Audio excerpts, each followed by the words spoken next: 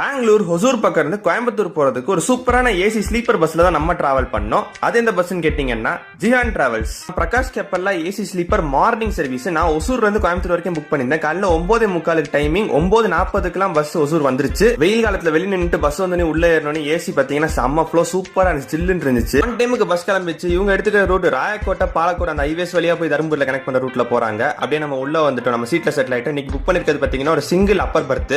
நல்லா கம்ஃபர்டபுளா இருந்துச்சு. சீட்ல இந்த அம்யூனிட்டி ஃபெசிலிட்டிஸ் எக்ஸ்பிளைன் பண்ணி ஃபுல் vlog நம்ம சேனல்ல தான் இருக்கு. அதையும் போய் பாருங்க. ராயக்கோட்டை தாண்டனமே கேபின் ரைட் ஸ்டார்ட் பண்ணேன். ஹைவேஸ்ல அண்ணன் சும்மா வெறித்தனமா ஓடிட்டு இருந்தாரு. பஸ்ஸோட அதிகபட்சமான ஸ்பீடு 100-110 வரைக்குமே போச்சு. தொப்பூர் காட்டை விட்டு கீழே இறங்கினோமே காலைல 11:30 மணிக்கு ஒரு ரெஸ்ட் ஸ்டாப் நிப்பாட்டினாங்க நல்ல ஒரு ஹோட்டல்ல. மத்தியானம் 12:45 சேலத்துக்குள்ள என்ட்ரி பண்ணாங்க. கொஞ்சம் பேசஞ்சர்ஸ் அங்க இறங்கினாங்க. அப்படியே ஈரோடு அவுட்டர் பவானியில காவேரி ஆத்துப்பால தலக ரசிச்சுட்டு கொஞ்ச நேரம் அப்படியே நல்லா தூங்கிட்டு மத்தியானம் 3:15 கோயம்புத்தூர் வந்துட்டோம். காந்திபுரம் பஸ் ஸ்டாண்ட்ல இறங்கிட்டோம். நல்ல ஒரு டே டைம் பஸ் ஜர்னி எக்ஸ்பீரியன்ஸாவே இருந்தது. உங்க எக்ஸ்பீரியன்ஸ் எப்படி இருந்துச்சு கமெண்ட்ல ஷேர் பண்ணுங்க. நம்ம சேனல் புதுசா சப்ஸ்கிரைப் பண்ணிக்கோங்க. நன்றி அஜீஸ்.